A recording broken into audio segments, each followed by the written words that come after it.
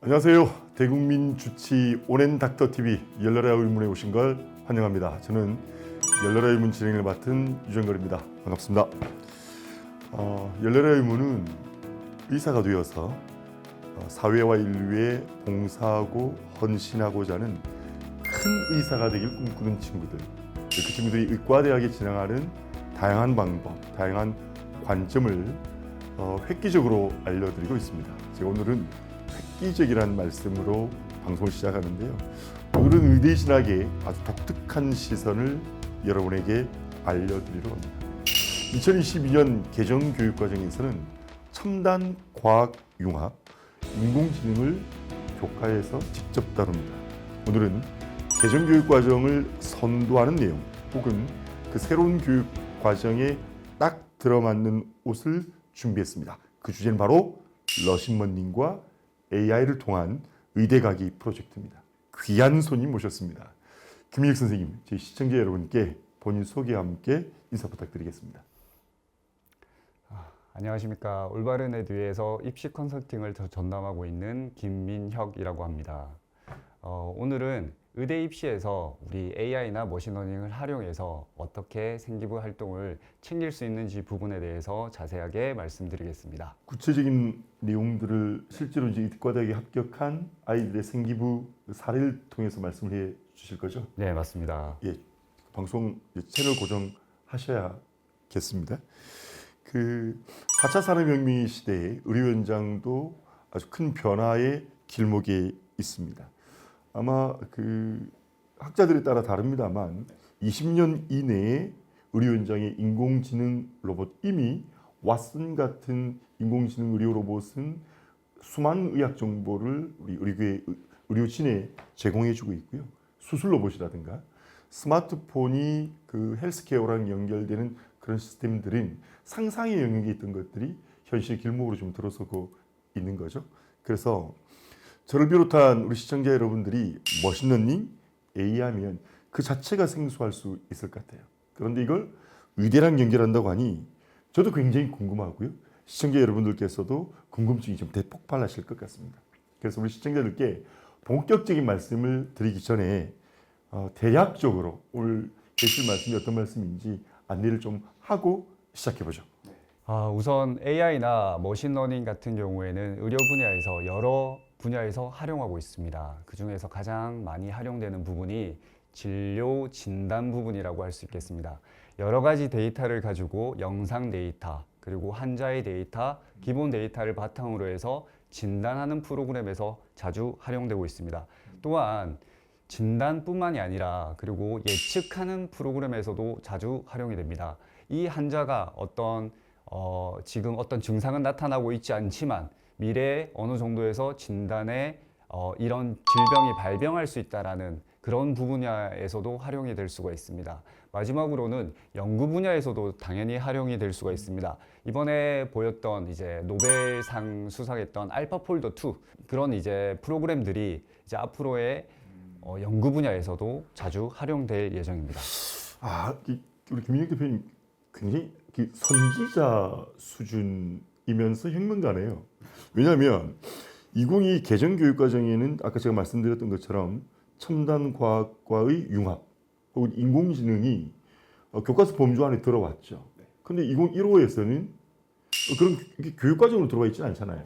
예, 그러니까 AI나 인공지능이 세간에서 인구에 회자되고는 있지만 생소한 부분인데 이런 방법으로 의과대학을 꿈꾸는 친구들에게 길을 안내하셨다? 이게 정말 의대의 문을 여는 마스터키가 아니라 스페셜한 키가 될 수 있을 것 같습니다. 그런데 새로운 교육 과정에서는 첨단 과학 융합 혹은 머신러닝 인공지능을 공부한다는데 지금까지 이 아이들이 어떻게 했을까? 이 소재나 주제의 성격상 학습자의 능력, 학습의 환경에 따라서 실현 여부가 달라질 수 있을 것 같거든요. 다른 말을 말씀드리면 일반고생이나 뭐 과학고나 영재학교 같은 특목고생이냐 혹은 교육과정의 편성이 비교적 자유로운 자사고 학생이냐 탐구나 활동이 큰 차이가 있을 것 같습니다. 어떻습니까? 네, 맞습니다. 앞서서 MC님께서 말씀하시는 그 주제를 가지고 조금 더 보충 설명을 하자면 이제 사실은 AI 머신러닝 전에 빅데이터라는 부분이 있었습니다. 그렇죠. 그래서 사실 2015년부터 빅데이터를 활용해서 이걸 가지고 분석하는 그런 작업들을 많이 했었습니다.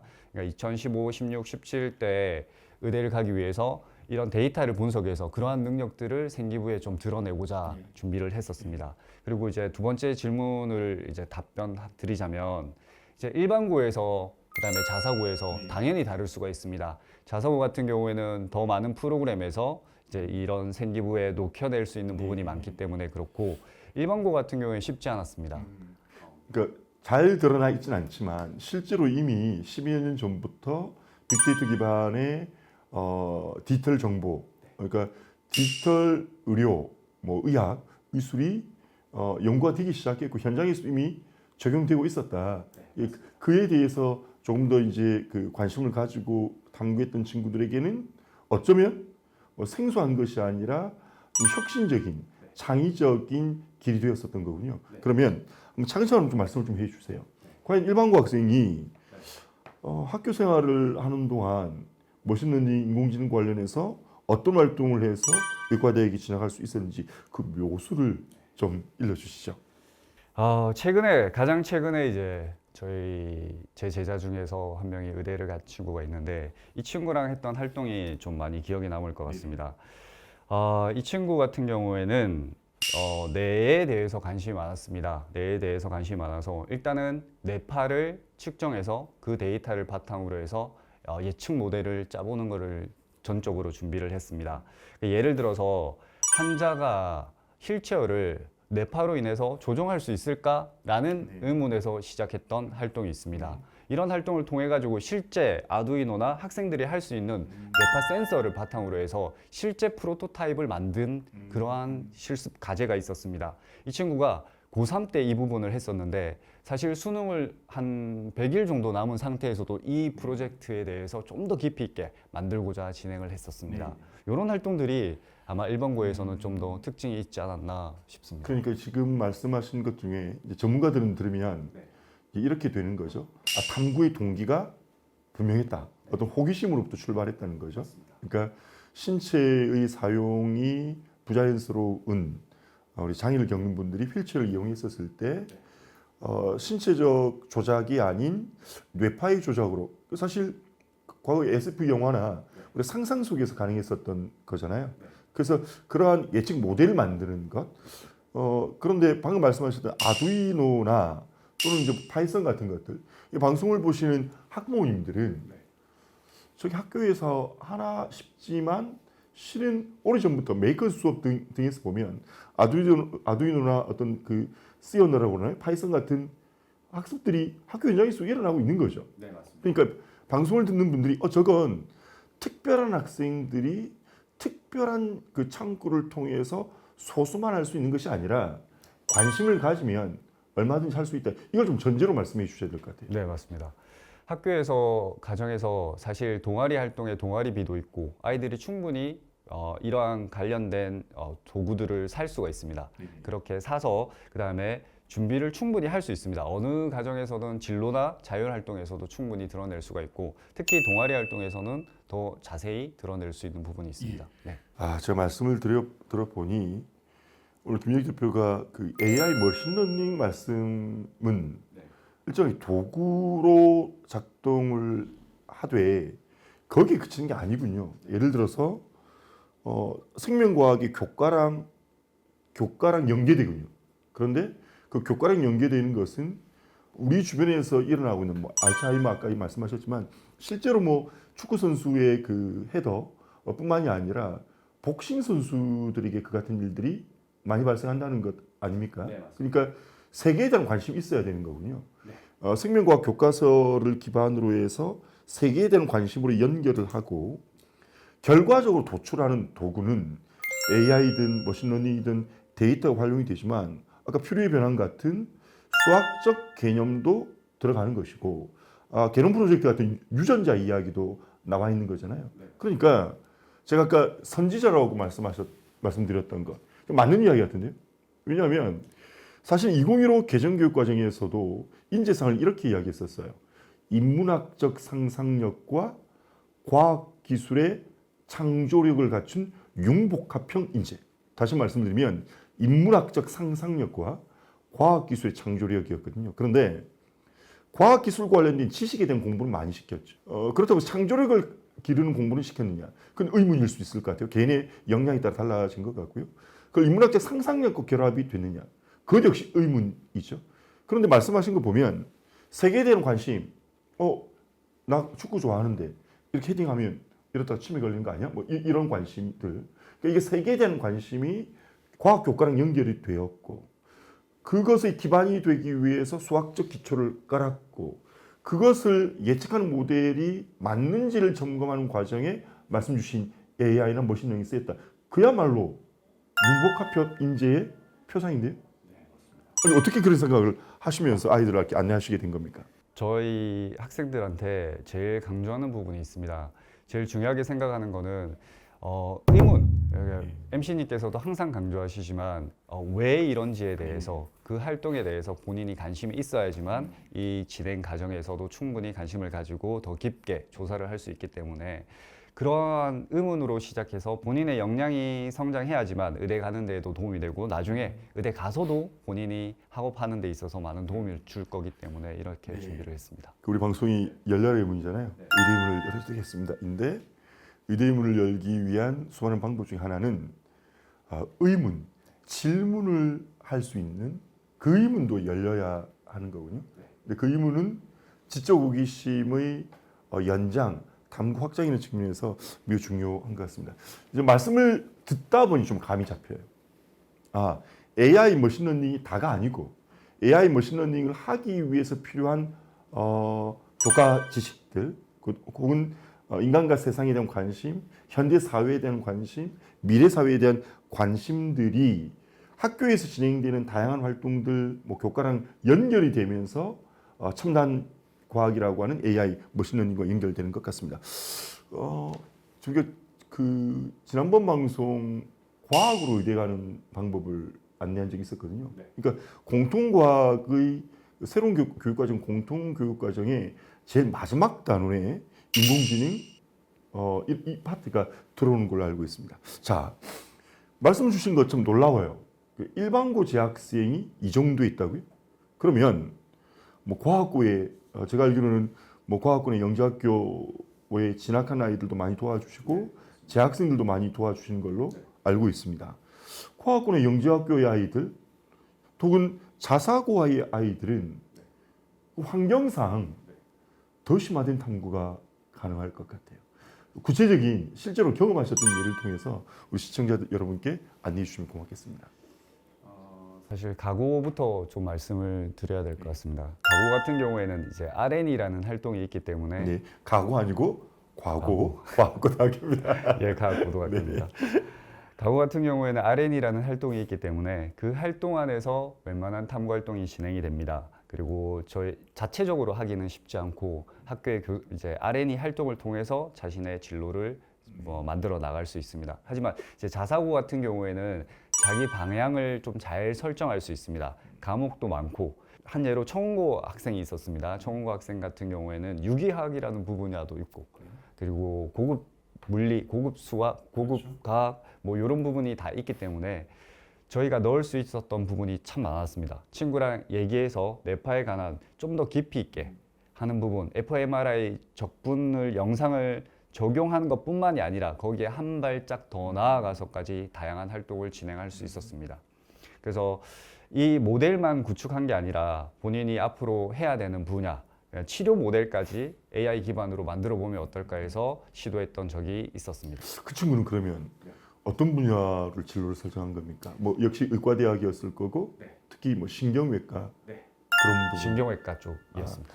아까 그 일반고 사례의 경우에도 이제 일반고에도 뇌파 분석 이야기가 나왔었지 않습니까? 그러면서 풀이 변환 이야기를 말씀을 주셨는데 말씀하신 거에는 풀이 변환이 그 수학교과에서는 지금 어디에서 다룹니까? 소투인가요? 사실 미적분 쪽에 속해져 있지만 정확하게는 대학교 과정에 포함이 돼 있는 부분입니다. 그러니까 자사고는 네. 이른바 AP 과정이 있죠. 대학 이수 과정을 미리 학습할 수.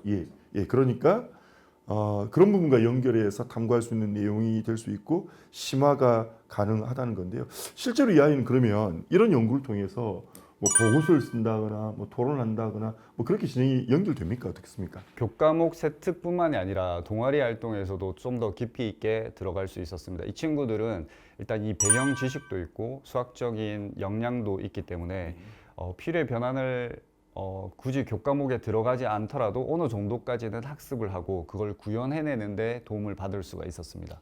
네. 학부모님들 입장에서는 우리 아이들이 저걸 할 수 있겠느냐 이것도 궁금하실 테지만 정말 이렇게 아이를 탐구하는 것이 방금 말씀하셨던 교과 세특에 기록될 수 있느냐 정말 동아리 활동이 기록될 수 있느냐라는 의문 가질 수 있거든요. 근데 기록된다는 거죠. 네. 근데 제가 묘수 같은 느낌이 드는 것은 이 주제가 방금 해주신 말씀이 특정 교과 세특에만 기록되는 게 아닌 것 같은데요. 네, 맞습니다. 다양한 교과에 넣으려고 했었고 어떤 친구들은 음악 교과 또는 미술 교과에도 또는 체육 교과에도 활용했던 친구들이 있습니다. 예를 들어서 체육 교과에서 코너킥을 보면서 코너킥의 확률을 좀 더 올리기 위해서는 어떤 각도에 어느 정도 힘을 줘야 되는지 이걸 머신러닝으로 분석을 해서 그렇게 넣었던 친구도 있었습니다. 방금 그 뇌파 분석한 친구의 경우에는 예를 들어 뭐 신경세포 관련된 부분에서는 예를 들어서 뭐 그 고급 생명과학 같은 과목들 뭐 공부했었을 것이고 그것이 이제 그 공통교육 과정에 선택 과목에서의 생명과학 과학 교과랑 연결됐을 거고 그게 주제는 동일하지만 방법이라는 측면에서는 과학이랑도 연결될 수 있을 것이고 풀이의 변환 같은 수학 관련된 수학 교과에서 들어갈 수도 있었을 것이고 학교에서 뭐 세특 수행 평가라든가 뭐 발표의 보고서로 쓸 수도 있었을 거고 동아리에서도 장기 과제로 진행이 좀 되었을 것 같아요. 이런 과제가 완성되기까지 시간이 어느 정도 걸릴까요? 저희는 일반적으로 1학년 때부터 이런 걸 학생들하고 얘기를 해서 설정을 하고 있습니다. 주요한 키워드들이나 아니면 이 트렌드에 맞춰서 본인이 관심 분야를 설정을 해놓고 그다음에 2학년 때 할 활동, 3학년 때 한 활동 이렇게 정해놓기 때문에 최대치는 3년을 바라보고 있고 짧게 하는 친구들은 1년 이렇게는 진행을 하고 있습니다. 결코 일회성 이벤트에 그쳐서는 안 된다. 그러니까 실제로 학교 생활에서 진행되는 탐구 활동이 아무리 혁신적이고 창의적인 아이디어가 가치가 있더라도 그것이 가치 있게 하기 위해서는 연계동 활동이 꼬리에 꼬리를 물고 이어지는 게 좋을 것 같다 이런 말씀인데요. 그러면 우리 시청자 여러분들께 좀 팁을 좀 주셨으면 좋겠어요. 구체적인 방법. 일단 저희가 먼저 봐야 되는 활동들은 가고에서 진행하는 R&E 활동이 나와 있는 사이트가 있습니다. 창의재단에서 운영하고 있는 창의재단에서 운영하고 있는 사이트에 보면 그 가고 학생들이나 영재고 학생들이 했던 R&E 활동들이 다 무료로 볼 수 있게끔 되어 있습니다. 그래서 일단 그걸 먼저 확인해 보시는 게 가장 좋은 방법이 아닐까. 그리고 이제 이러한 데이터를 활용하는 부분은 사실 검색만 조금만 잘해도 GitHub 또는 텐스플로우 이런 데 가면 데이터를 활용할 수 있게끔 다시 한번 GitHub라고 있습니다. GITHUB 이렇게 해서 GitHub. 콩글리시로 하면 GitHub군요. GitHub고. GitHub랑 그다음에 텐스플로우라는 사이트에 보면 데이터를 활용해서 어떤 데이터를 어떻게 분석했는지도 나와 있습니다. 또한 하나 더 팁을 드리면 미디엄이라는 사이트가 있습니다. 외국 사이트긴 한데 거기에는 외국 사람들의 인사이트를 가지고 정보들을 이렇게 올려놓는 게 있습니다. 방금 말씀하셨던 내용들만 해도 도움이 좀 될 것 같아요. 근데 우리 시청자 여러분은 아까도 제가 말씀드린 것처럼 이런 생각하실 수 있을 것 같거든요. 이게 학교에서 그 진행하는 활동 같으면 특히 이제 아까 자사고나 뭐 과학고 같은 학생들 학교에서도 이런 활동들이 진행될 수 있는 환경이 될 것 같은데 일반고에서는 공동으로 프로젝트로 진행하기에도 어려운 면이 있을 것 같고 학교에서 안내하는데도 쉬워 보이진 않아요. 그러니까 뭐 동아리든 어떤 수업 형태로 개설하기도 어려울 것 같고 학생에게 지원하기도 어려울 것 같아요. 이번에는 앞에서 했었던 탐구 활동의 결과로 의과대학에 합격한 사례를 생기부의 실제 사례로 생기부에 기재되었던 사례로 한번 예를 들어 주시죠. 일단 동아리 활동을 들 수 있을 것 같습니다. 동아리 활동에서 이제 아까 환자 자율주행 휠체어 프로토타입 제작했던 부분을 이제 이 친구는 코딩 융합 탐구 동아리를 만들어서 이런 활동들을 전체 일반고죠? 예, 일반고. 코딩, 융합, 탐구 동아리. 탐구 캬, 네. 멋지군요. 네, 맞습니다. 기본적으로 우리가 활용하고 있는 게 융합 활동이라고 하면 사이언스, 테크놀로지, 엔지니어링, 매스 이렇게 스템이라고 부릅니다.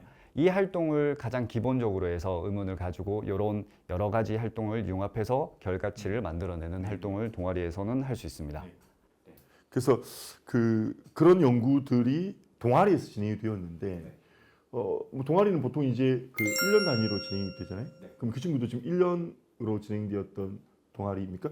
또는 그 학교에서 좀 동아리가 학교에서 개설해 두는 뭐 창체 동아리, 자율 동아리가 있는데 그 자율 동아리에서 그 활동되는 내용들은 이 기재에 제한이 좀 있지 않습니까?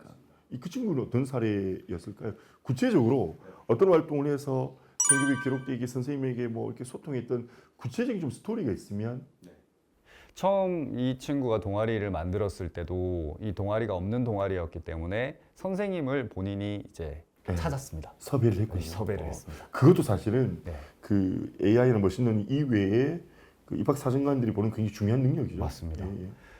선생님들하고 일단 소통이 잘 돼야 되는 부분이 있고 그 부분에서 이제 아이들이 소통하는 역량 또는 이제 공동체에 대해서 좀 생각하는 역량 이런 것들을 보여줄 수 있기 때문에 그런 부분에서 선생님들을 섭외를 하고 학생들도 모아서 자기가 이런 동아리를 만들겠다 후배들도 이렇게 모아서 진행했던 과정이 있었습니다. 네. 이 같은 사례들이 지금 이미 이제 경험하신 거니까요. 이 같은 사례가 있을 수 있다. 참 놀랍습니다. 처음에는 사실은 제가 그 말씀을 드리면서도 이게 고등학생이 할 수 있을까? 너무 어려운데 이런 생각이 들었는데 사실은 아까 말씀드린 것처럼 우리 현장에서 이미 적용이 되고 있고 의과대학의 정규 수업으로도 들어가고 있다. 그렇다면 시대가 요구하는 역량이라는 점에서 의과대학 진학을 희망하는 극상위권 학생들은 경쟁이 너무 치열하잖아요. 사실은 뭐 극상위권 아이들 뭐 1% 이내에 드는 아이들이 점수의 차이는 그야말로 그냥 백지창 차이도 안 된다고 볼 수 있죠.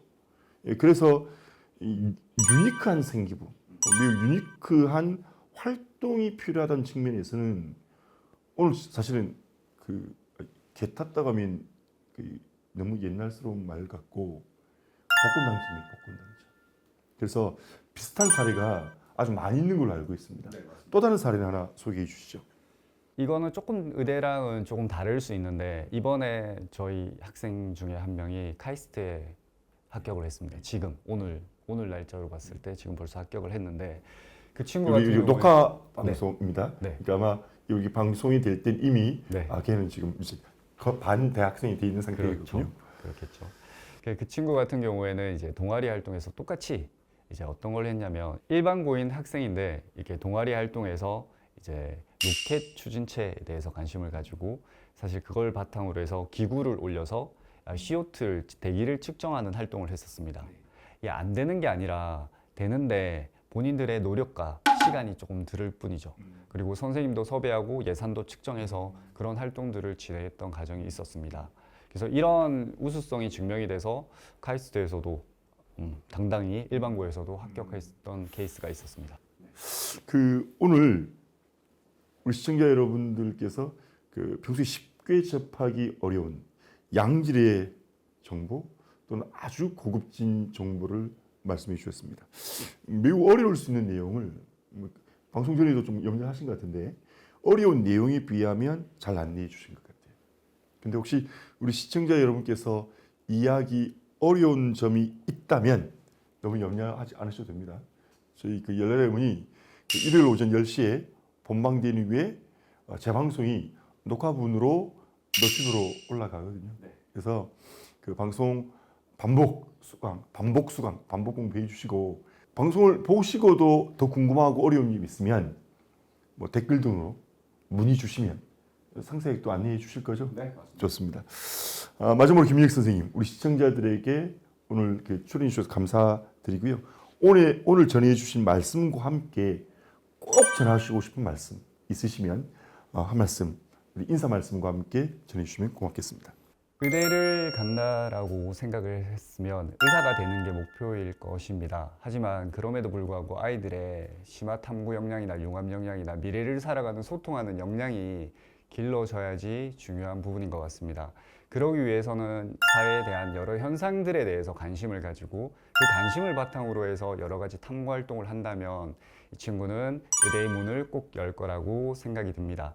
그래서 너무 의대, 성적 이런 것도 중요하지만 사회에 일어나는 현상들, 데이터 그리고 앞으로의 미래의 트렌드에 대해서 좀 더 관심을 가진다면 좀 더 좋은 성과가 있을 것이라고 생각이 듭니다. 네, 고맙습니다. 오늘 방송 어떻습니까? 복잡합니까? 그리고 또 어렵습니까?